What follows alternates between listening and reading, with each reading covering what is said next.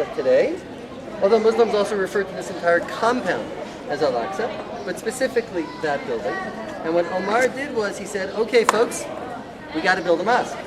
We are at the place that according to our tradition we believe is the furthest place of prayer, referred to in the Quran and in this hadith, this oral story. We should build a mosque for our community to pray. He consulted with a member of his entourage, one of the earliest Jewish converts to Islam. His name was Ka'ab al-Ahbar. And he said, Ka'ab, you're familiar with the history of this place because you were a Jew, so where should we build our mosque? And according to the story, Ka'ab suggests they build it over there. Kind of thinking that if we face details, the history of this place continues and continues and continues, and it was very important in that somewhat dark period called the Crusades. And there were horses up here, and the Knights of the Crusades spent a lot of time up here. And the Dome of the Rock was actually the home church for the Knights Templar, for those of you who know Crusader history. And so it's been used and used and used. And one of the interesting pieces of theological interpretation, or lack thereof, is that the Arabic writing makes it clear in the way it's phrased. And I have been in there. There was a time when Christians could go in there. I have been in, but I haven't been in for a very long time. And the Quranic writing refers to, of course, there being one God and Allah being the God.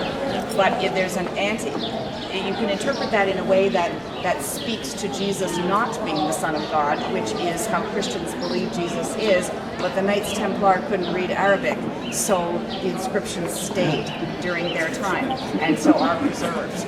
They didn't get taken down. And that actually couldn't is, understand it. according to the blended building, and in case you didn't get the message, they wrote those verses from the Quran, which are anti-Trinitarian, and not very flattering to Mary either. So it's a very clear message that Christianity is wrong, God is right, and we're in charge. And that became a tremendous statement. And immediately, Moshe Dayan began to find ways not to stay in control completely, out of respect to the Muslims.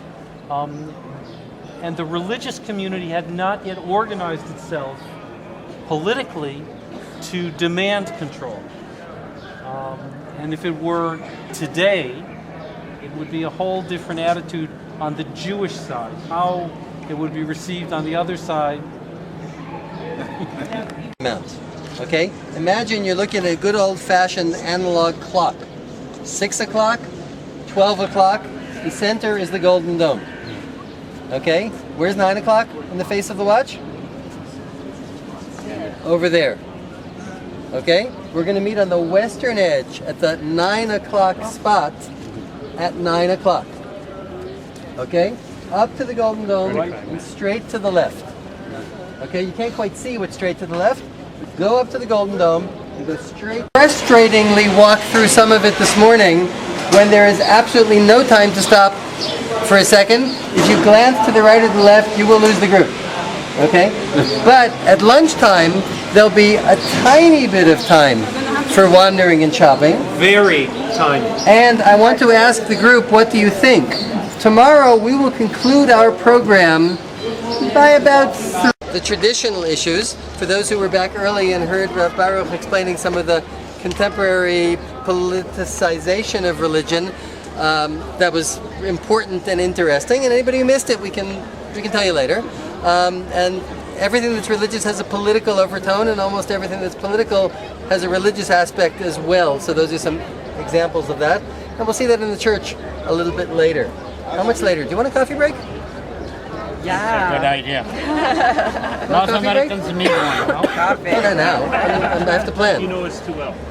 No, it didn't sound like a resounding yes. Ukrainian Catholic. Ukrainian Catholic, also members Ukrainian Orthodox, Ukrainian Catholic. We do not have Ethiopian Orthodox, just because I can't reach the bishop because he's in the United States. Russian Orthodox. Not the Russian Orthodox. They're also in the Celtic Orthodox Church here in Jerusalem. There are some that aren't here. The Greek Orthodox really represent much of the Orthodox world. The Russian Orthodox are separate, the Armenian Orthodox are separate, the Ethiopian and Coptic Orthodox are separate. That's pretty much it. There are 13 historically recognized churches in the Holy Land. This goes back to what the Turkish government recognized as official religious communities. Official religious communities is important because ever since the days of the Turks, stuff that had to get done through your religious community. If you were... O Senhor é convosco. Bendita sois vós entre as mulheres. Bendito é o fruto do vosso ventre, Jesus. Santa Maria, Mãe de Deus, rogai por nós, pecadores, agora e na hora de nossa morte. Amém. Nona estação. Jesus cai pela terceira vez. Eis que eu venho, meu Deus, para realizar a tua vontade. Now we're in... Oh, sorry. Yep. So, this is Ethiopia. The place where the Last Supper was, that's right near there, right? That is there. Yeah, it is. That building is next door to the building. Is that the oldest area of the original area of the Not at all. Okay, so friends, we're making our way down the Mount of Olives, and we're surrounded by cemetery all around.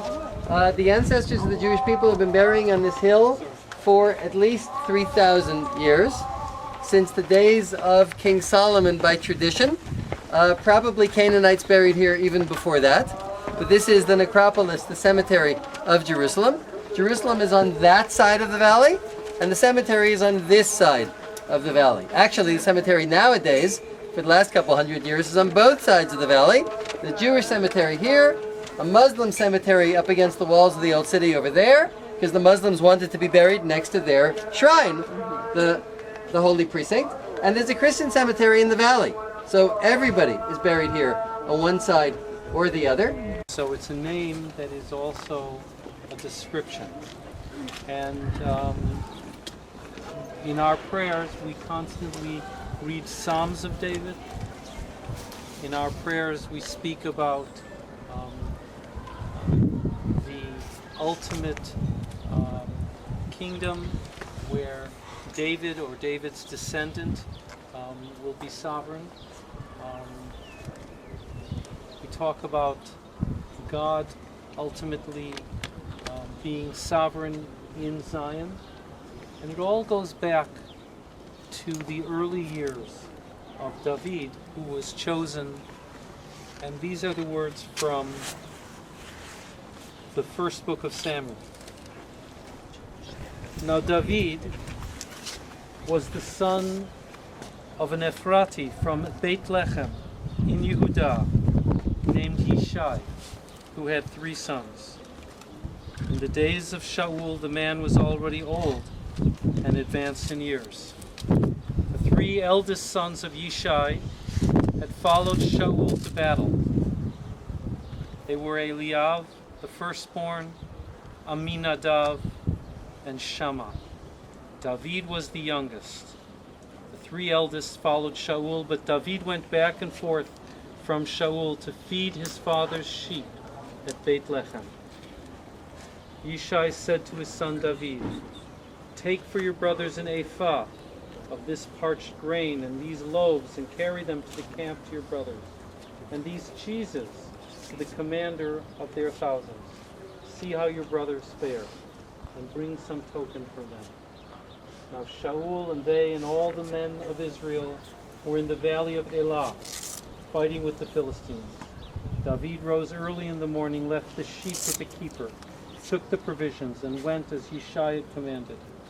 He came to the camp as the army was going forth to the battle, shouting the war cry. Yisrael and the Plishtim drew up for battle, army against army.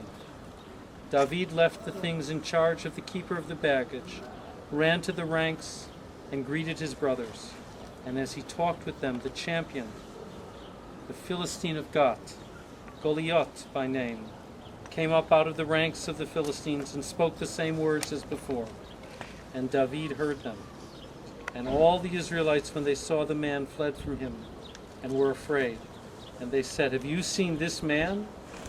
Surely he has come up to defy Israel. The king will greatly enrich the one who kills him, and will give him his daughter, and make his family free in Israel. David said to the men who stood by him, "What shall be done for the one who kills this Philistine and takes away this reproach from Israel?" And the people answered in the same way.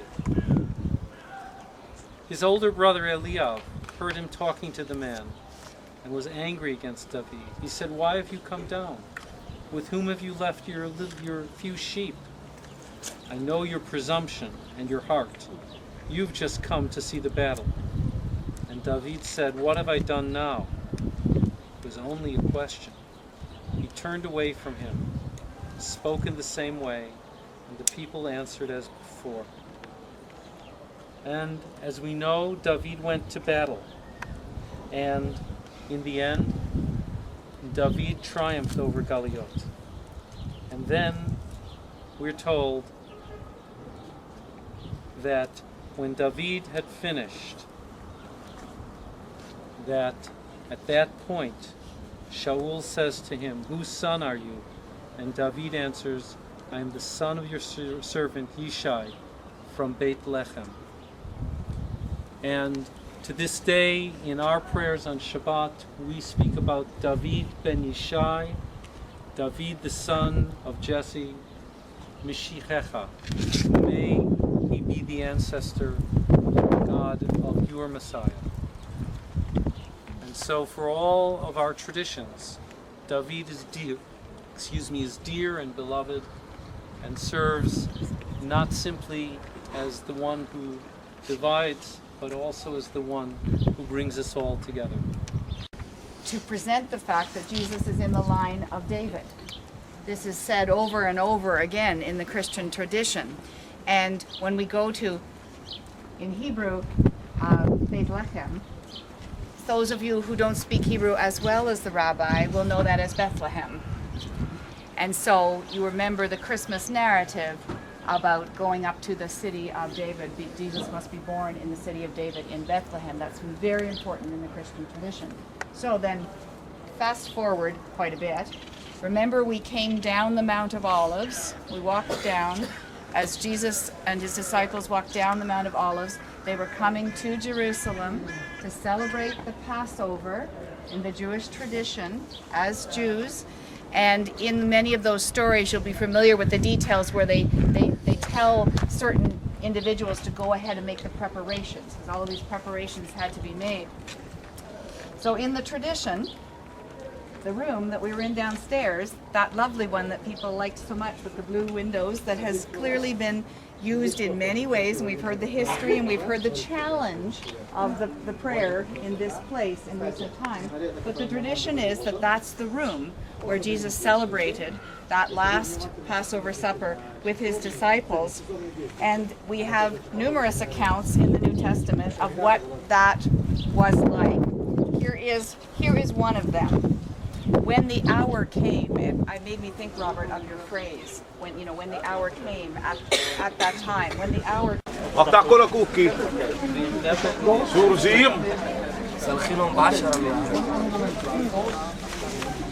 Thank you.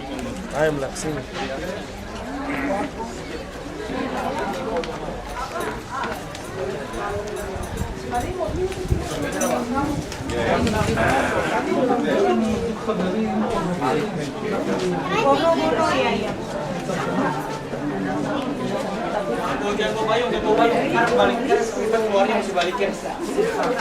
Excuse me?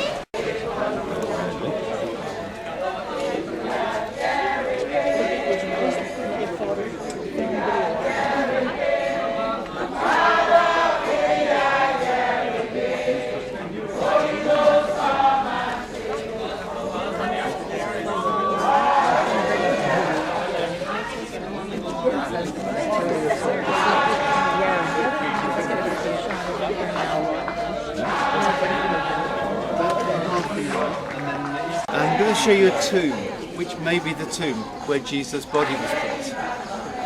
And then you're going to be meeting together afterwards?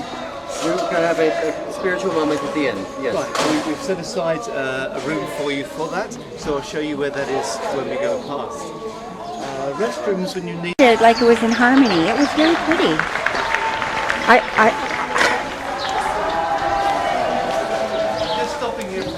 because down here is where you're going to be meeting the people of the church. It's the door on the left hand. Beautiful safe place to pray. Back here.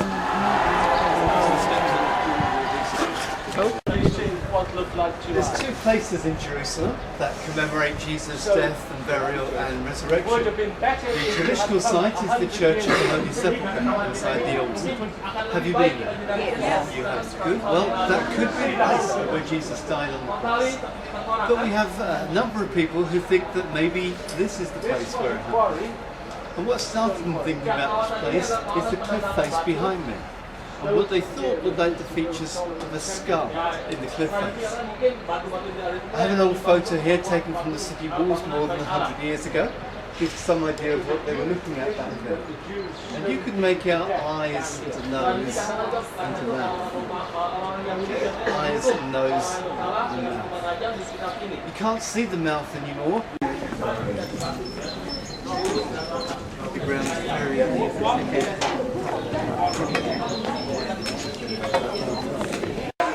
Someone was just asking me about who owns this land, so I'll just tell you that and then do the quick commercial that I have to do. It's owned by, it's called the Garden 2 Association, which is an organisation based in England, because that's where the money was raised in order to buy this land. We don't charge anything for admission. If you want to help us by making a gift, there are boxes by the exit and there may be a basket where you have your meeting. Please don't feel you have to do that, it's just if you would like to, because that's our income through that and through the shop. Now, we need to think about where we are and how this links back to Jesus. We know from the Bible that there was a garden near to where Jesus was crucified. And in that garden there was a tomb, and Jesus' body was put into that tomb. What was here in Jesus' day? It wouldn't be in a garden like the one you just walked through. A garden back then would be growing something useful. Officer of the Archdiocese of Toronto. Yes, we met them today. Yes, of course. Hamilton, who is I'm the the General Secretary of the Canadian Council of Churches. Of all the churches. Of all the churches, and the Catholic Church. Ecumenical. Yes, and the Catholic Church is a member in Canada, which, as you know, is unusual for most of the conference of bishops. But in Canada, we are all It is together. like in the Middle East. It is like the Catholic Church is a Yes. member. And I'm Rabbi Baruch Frydman-Kohl. I'm the president of the Toronto Board of Rabbis and the vice chair of the Canadian Rabbinic Caucus.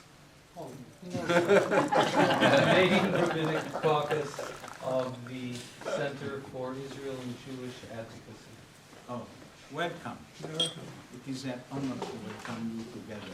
We are brothers, you know. We are Our brothers are cousins, I say. No, even brothers. Even brothers. But she would have to be a cousin.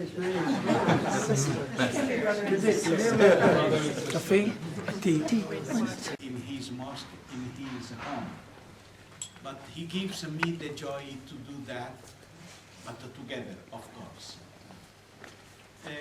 This is the first idea and the first vision we want to convey to you, that we, at least we too, and our communities are really together. And we work together and we collaborate. So that sometimes he is called the Imam of the Annunciation Church. And I am called the Mutran, the Bishop of the White Mosque. That's right. And did you visit the mosque a little? Yes. Yes. This is a new path built on purpose to welcome the people. Because we like the people to come to visit Nazareth, the Church of Annunciation, which is of course the best thing we have in Nazareth, but in the same time to visit the White Mosque, which is called the White Mosque not only because of the color, but because of the meaning and of the mission of this mosque. White is the symbol of good relations, of peace, of harmony and understanding. And this is exactly the mission that Abu Khalid, by the way, he is called Atif al-Fahum. Atif al-Fahum, but we like him to be called Abu Khalid. You know, by the Arabs, the Oriental people, if you wanted to honor someone, you call him by the name of his son, Abu Father, the father of Khalid, Abu Khalid. And by the way, I am the Bishop Bulos Marcuzzo, and I am the Bishop of the Catholic Church here in Nazareth. And Abu Khalid is the trustee of the most ancient synagogue in Nazareth, exactly the so-called White Mosque. We have many other mosques, about 20 in Nazareth. It's really 17. 17, yes. But it is the most ancient and the most meaningful, and for us the most important, which is really the living expression of the true Islam. And this, if you allow me, we enter into our dialogue. How are our relations? That is your question, I think, your normal question. And after, of course, you have many questions. And of course, together Yes, with Abu Khalid. We are partners. Even this is not the White Mosque. It is the Mosque of Annunciation. That's what you have to know. The Annunciation Church, the Annunciation Mosque.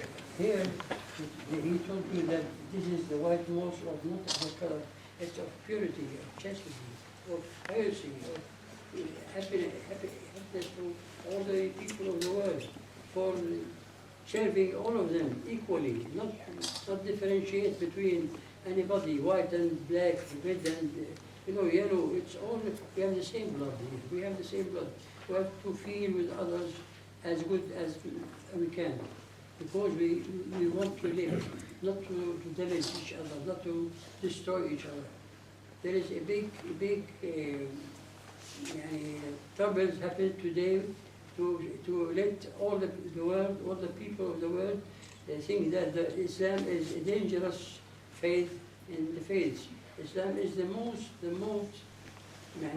serious for peace, the most serious for harmony, the most serious for love, every human being in the world. We have no trouble with others. The Muslim who don't believe in Jesus and Moses and in all the prophets is not a Muslim. That's the fact of Islam. Islam is peace. Islam is harmony. Islam is chastity. Islam is piety. Islam is,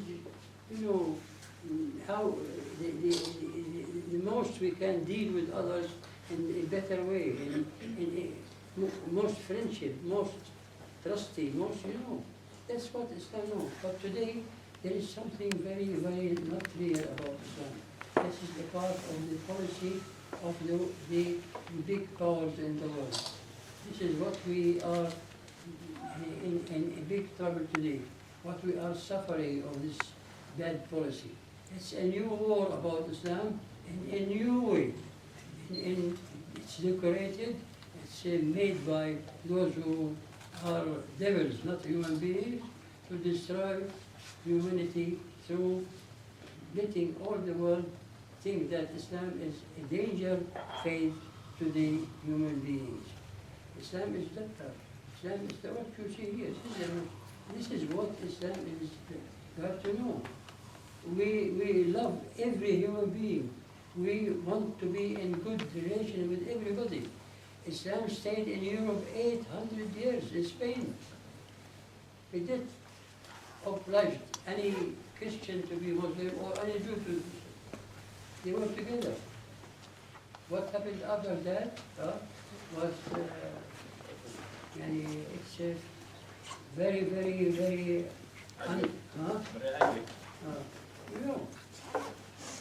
we want to understand each other. We want to live with every human being in peace. We want to be friends with all the people of the world. That's what we want.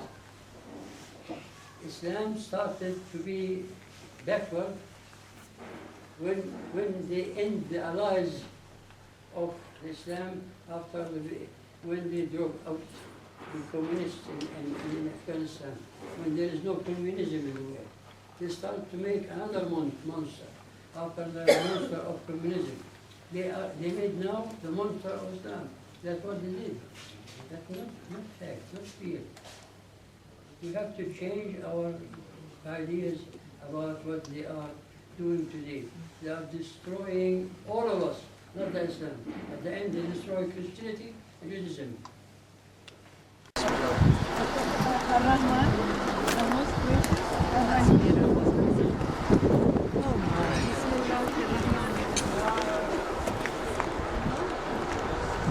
Here we are at the Kinneret at Kfar Nahum. This is the structure that covers the house that was the house of St. Peter's mother-in-law. Here's very close. ruins of the village, and that would be the synagogue, which we are now going to.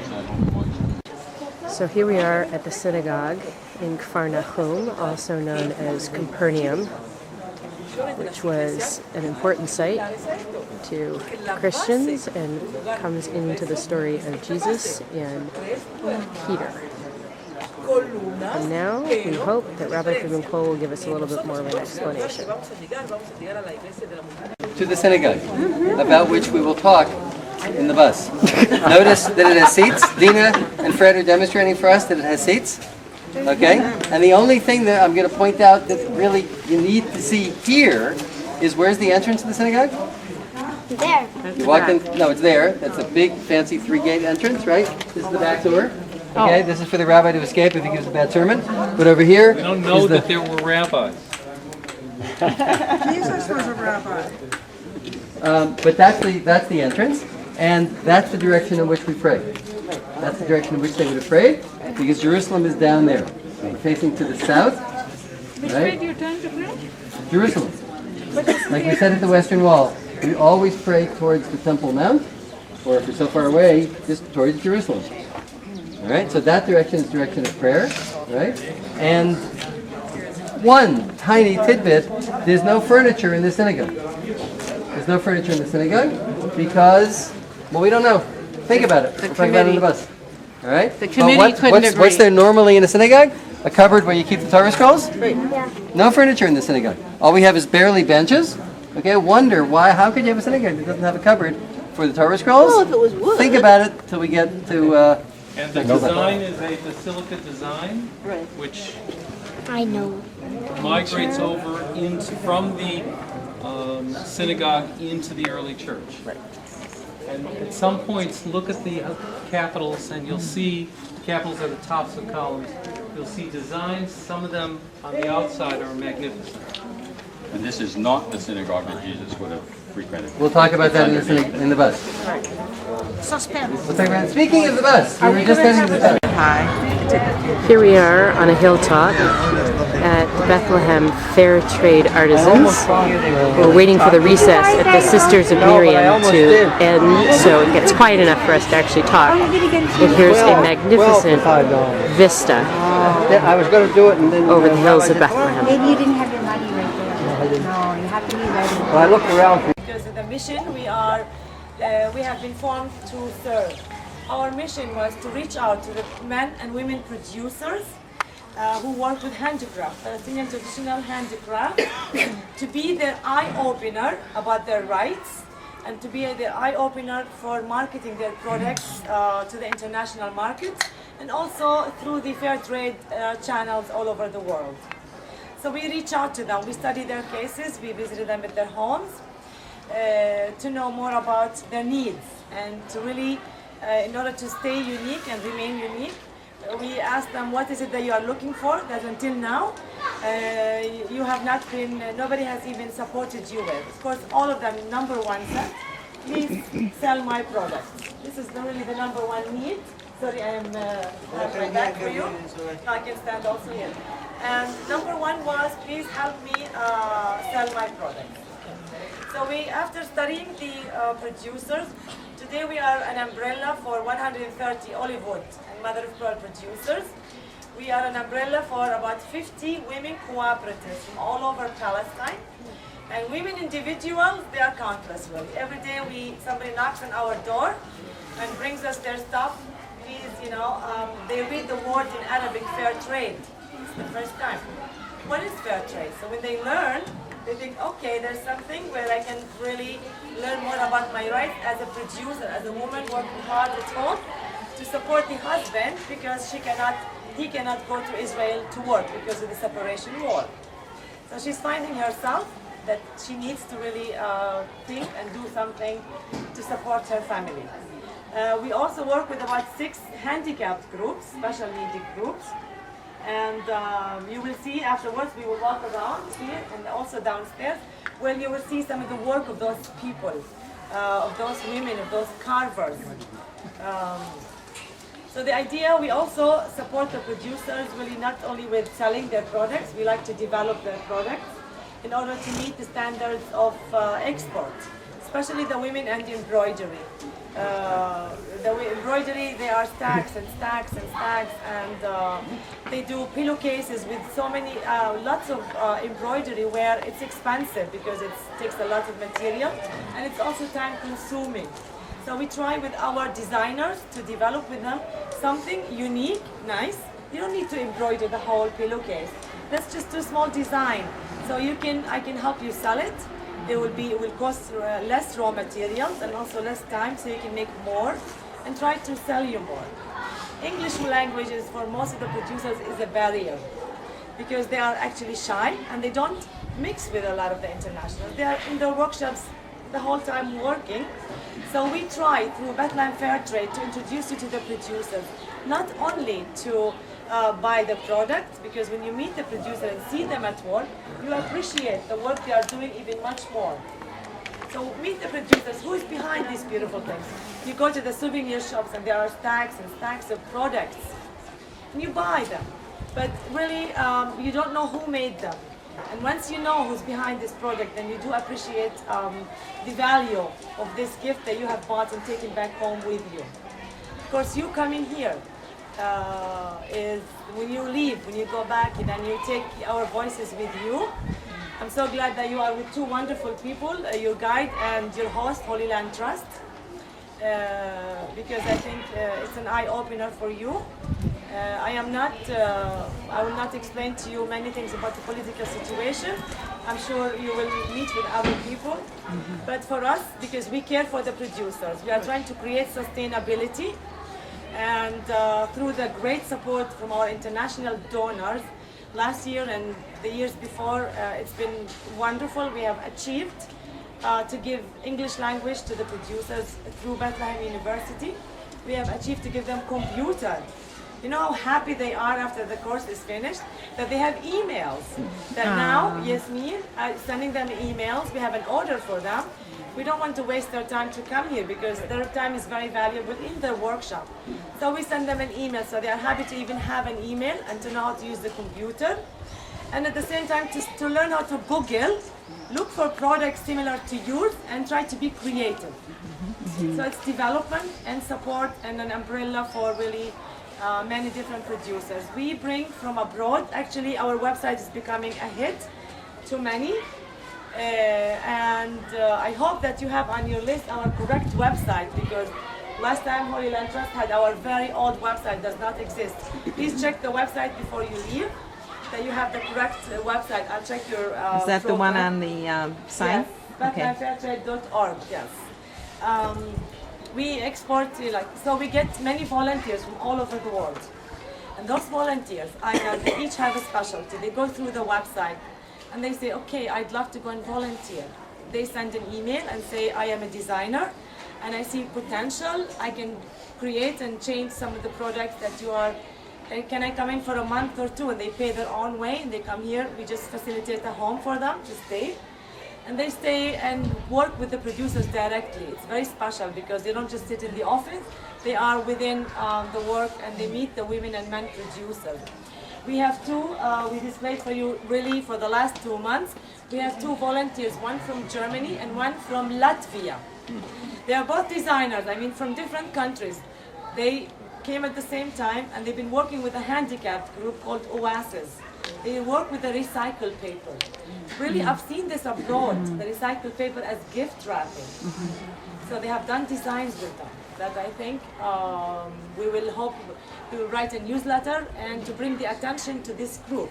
They are working also with women who do recycled glass and have made some beautiful samples for home decorations that we as Bethlehem Fair Trade, in the next exhibition that we go to, we take those samples with us and we take the story of the women also with us and show it to the customers who appreciate the work and the value of this traditions in Palestine. I want to leave some questions for you because I want you to walk through, but I want to tell you about this house.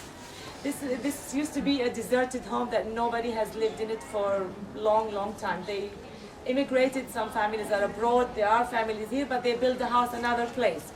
You can tell it's the old style where the bathroom is outside and the bedrooms and the kitchen.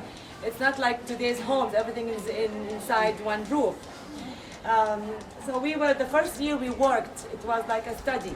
We worked from homes. We are 5 Palestinians and about 20 volunteers from all over who came to help us create Bethlehem Fair Trade. Each one of us took his car with 2 or 3 volunteers and went to each producer. We made photos of their work. We've asked them about their history, and we created a full database. For 1 year, we worked from our homes using our laptops.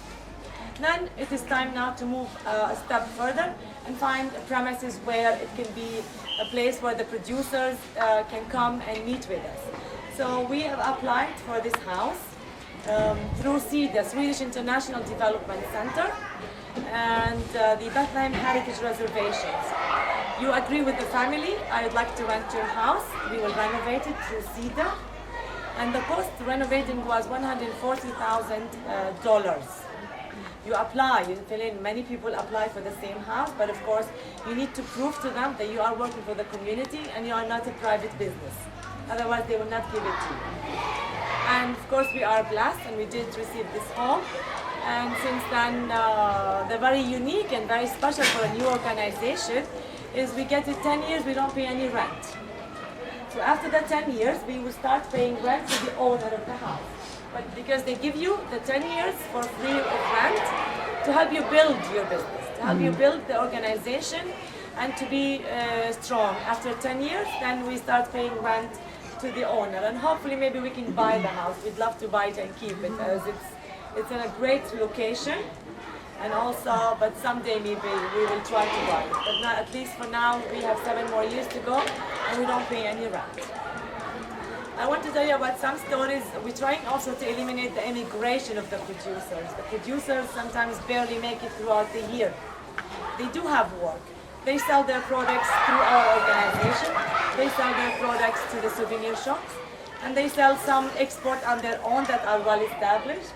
But many of the small ones really are taken advantage of by not paying them on time. You know, fair trade means you have to pay the producer when you give him an order 50% ahead of time, and then the rest of the amount when he delivers the order to your customer.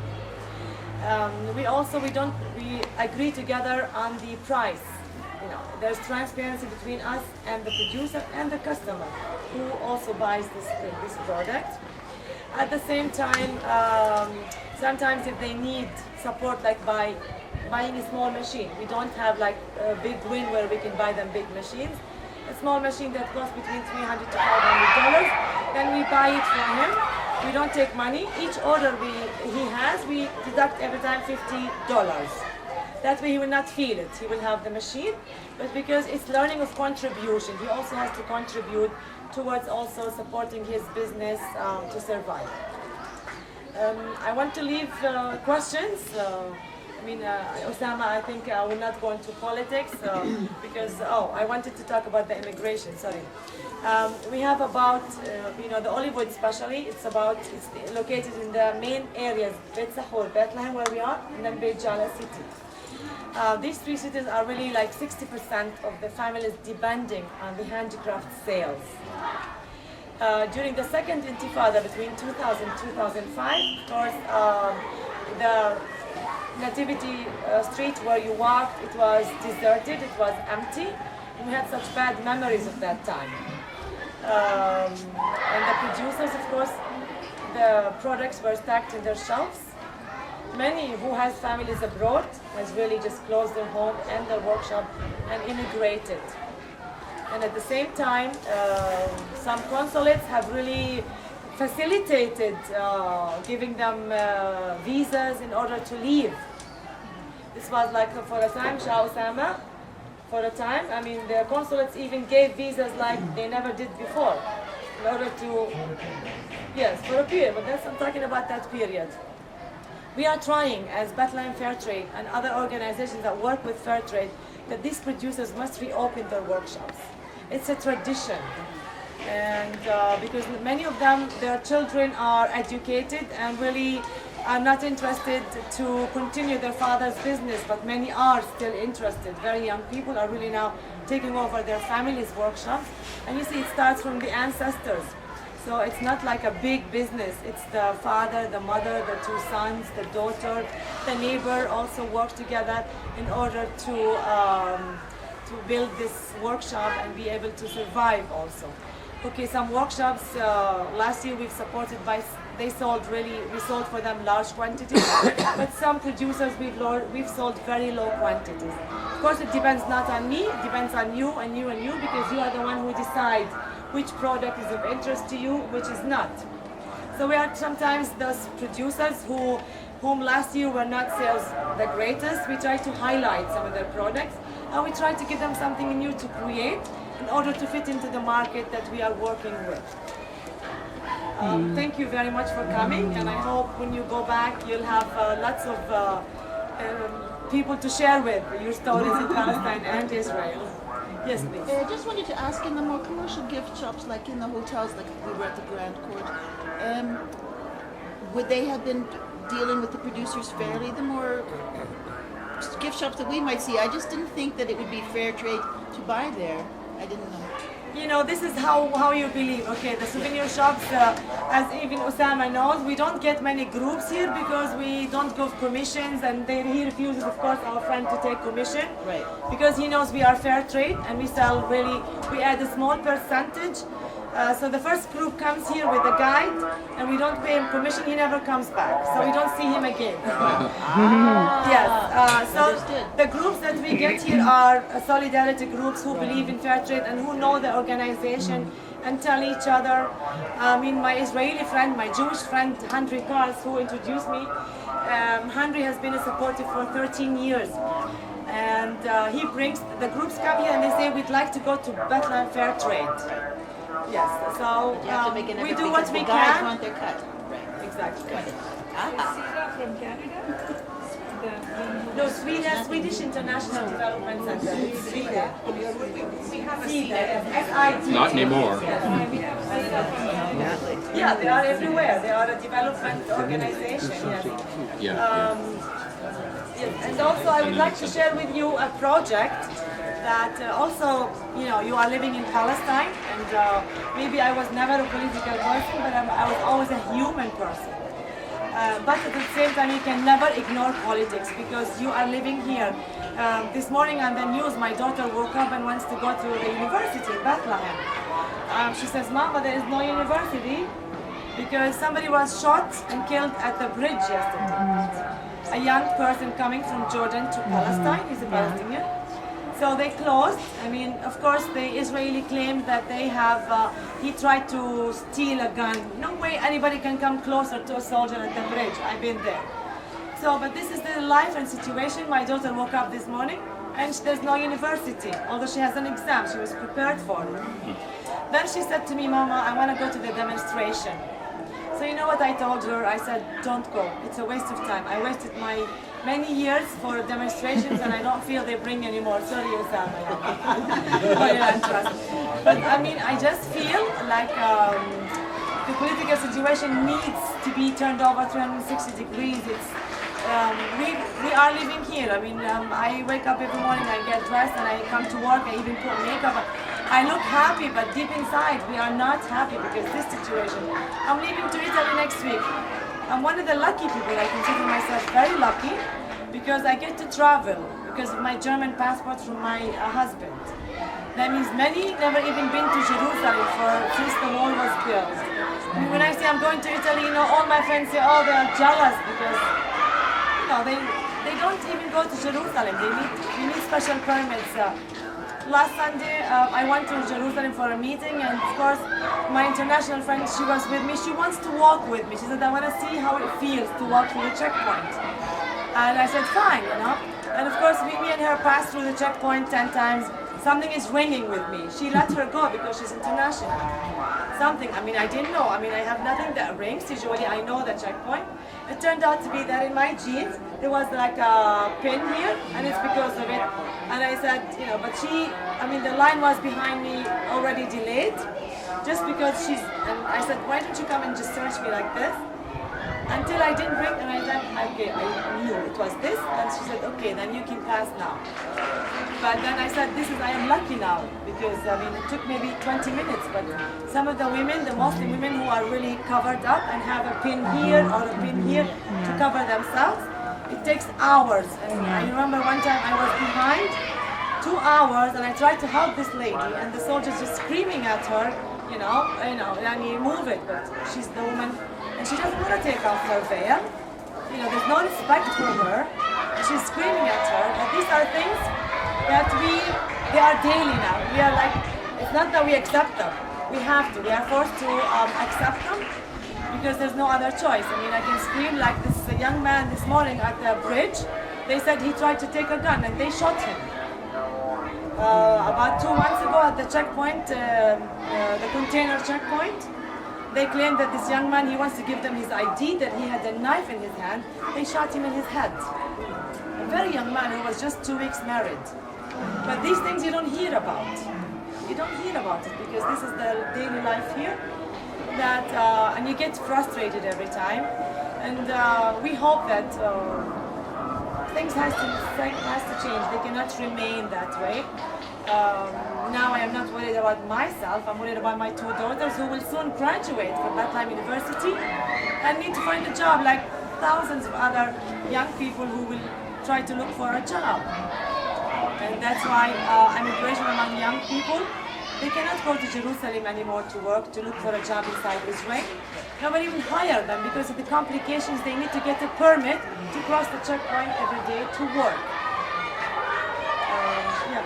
So we are trying to work with the Israelis about fair trade, fair peace. We are using the fair trade also for peace process.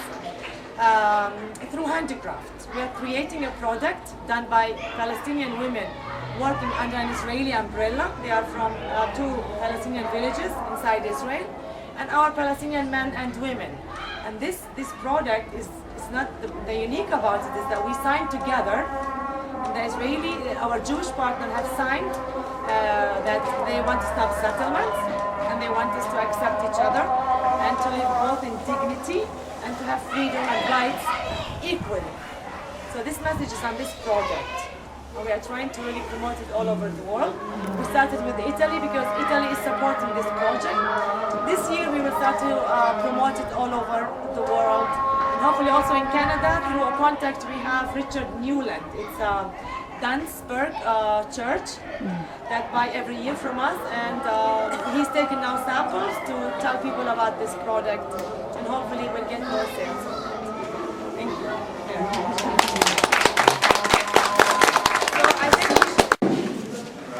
So I'm sort of translating as we go. And Jacob went forth from Beersheba, and he went toward Haran. And he encountered the place. And he rested there overnight, for the sun had set. And he took from the stones of the place, and he placed them under his head, and he lay down in that place.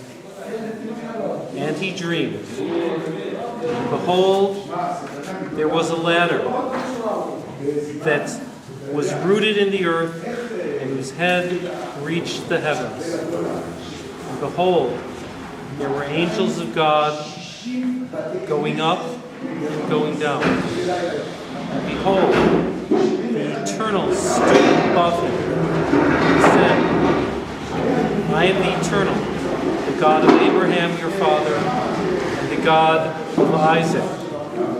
The land in which you lie, I shall give to you and to your descendants. And your descendants will be like the dust of the earth. And you will spread out to the sea, and to the east, to the north, and toward the Negev.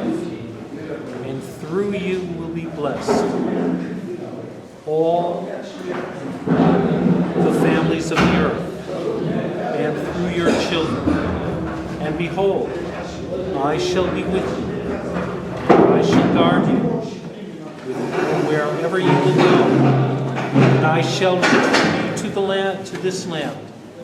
For I shall give it to you, and I shall not leave you until I have finished what I have said for you. And Yaakov awoke from his sleep, and he said, Yes, there is the Eternal in this place, and I too. And he was fearful, and he said, How awesome is this place! This can only be the house of God, and this is the gate of heaven. Jacob, our ancestor, the grandson of Abraham and Sarah. Protest against the children of Israel to say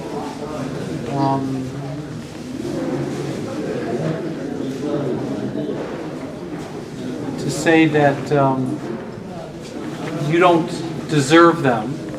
One is the cave of Machpelah here, the other is the temple, and the third is the burial place of Joseph. And concerning the cave of Machpelah, it's written that Abraham paid out to Ephron the money which he had spoken about in the presence of the children of Chet, the 400 shekel of silver according to market rate. In other words, that this was purchased and there was a clear transfer of title, bought and paid for. Hold on. Here we are at the Church of the Nativity in Bethlehem. And we've just come in, and here we are. Much of it is under construction at the moment. We've got some lovely icons too here. Probably getting it ready for Christmas next year.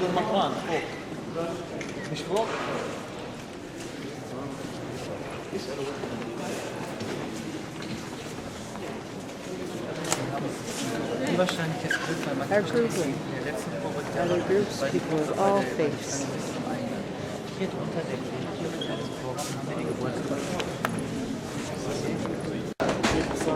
We're in the Church of the Nativity, and I don't know if you can see this, but underneath the floor, we've now found the mosaic tile from the floor from when the church was originally built. Поближе ко мне. Самое интересное вот там дальше. By Helena, Queen Helena, during the Roman period. All over the church are various depictions of the mother and child.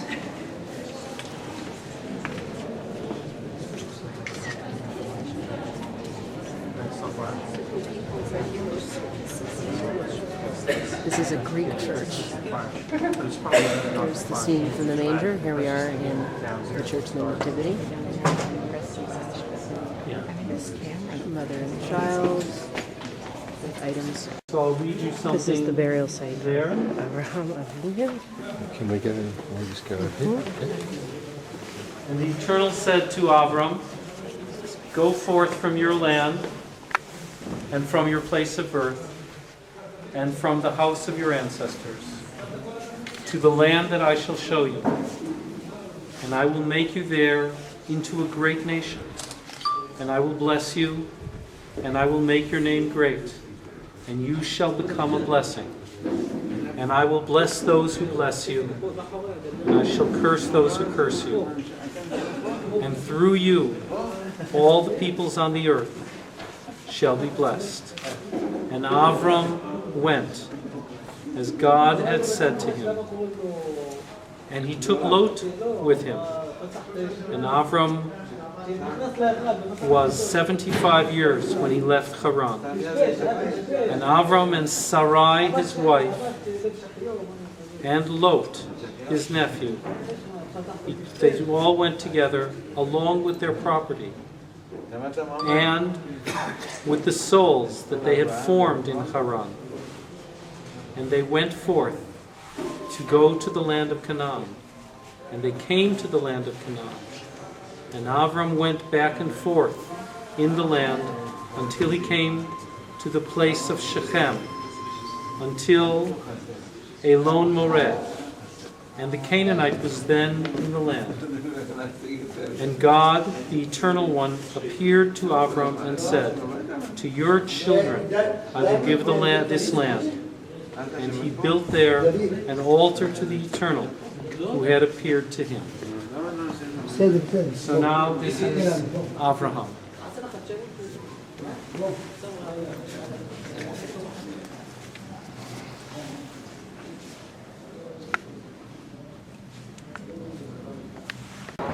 And here we are in Hebron. We're at the cave of the patriarchs where Abraham and Sarah are said to be buried. A beautiful view of the hilltops. Later to say that in Hebrew are certainly encouraged to do so.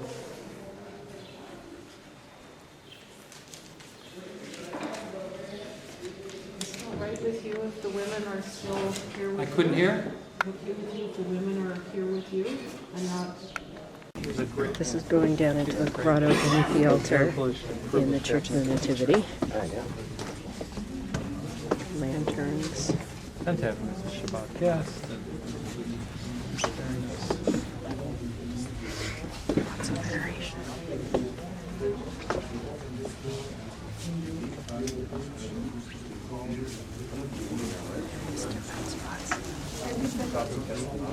Maybe I should read something about Jacob here. Some of the patriarchs lived at the Machpelah, Kever HaAvot.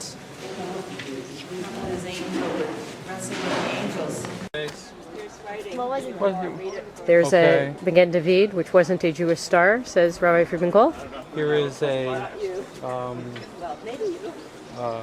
vase, a wine image. I'm afraid to walk. You can say hello to the men's club. What does it say?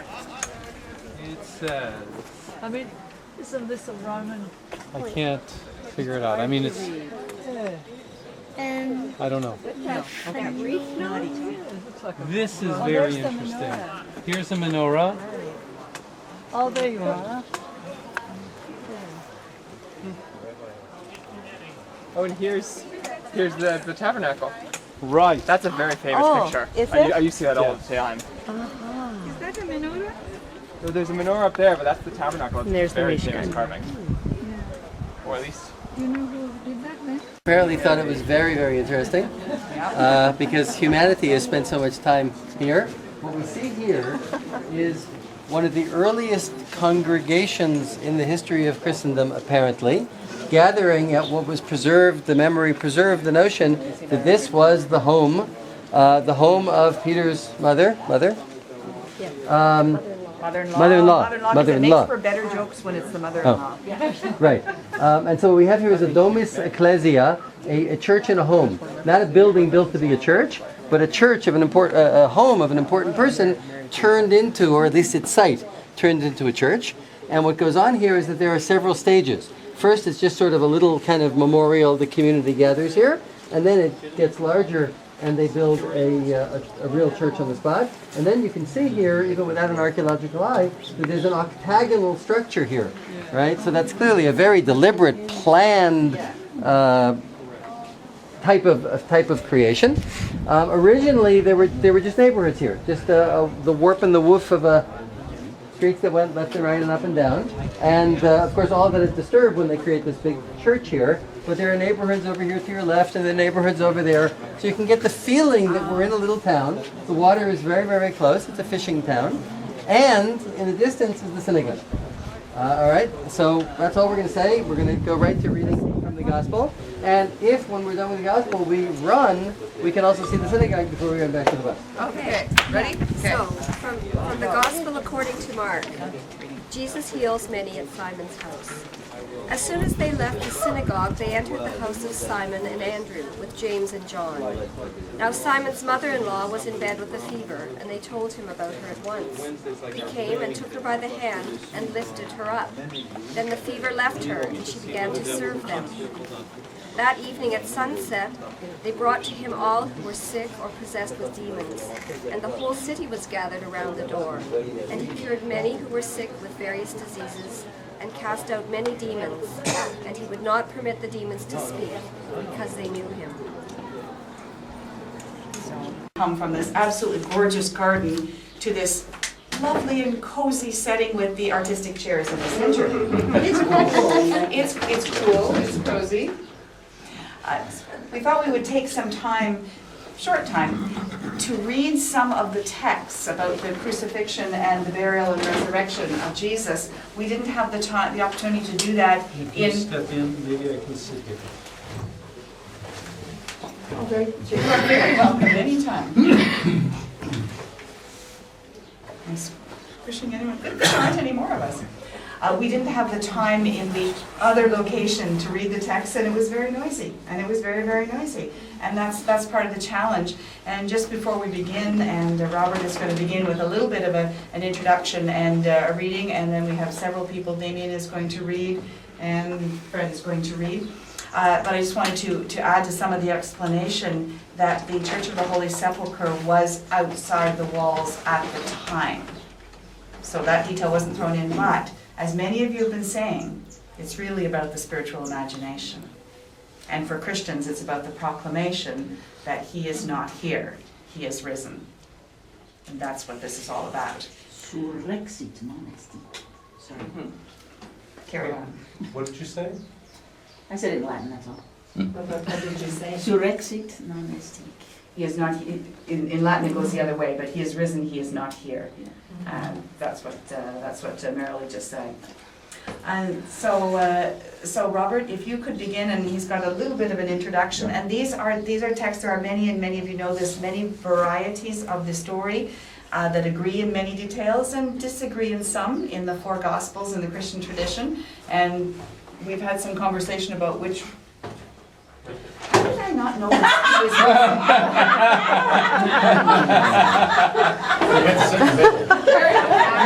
right there. Maybe you should stay home a little more.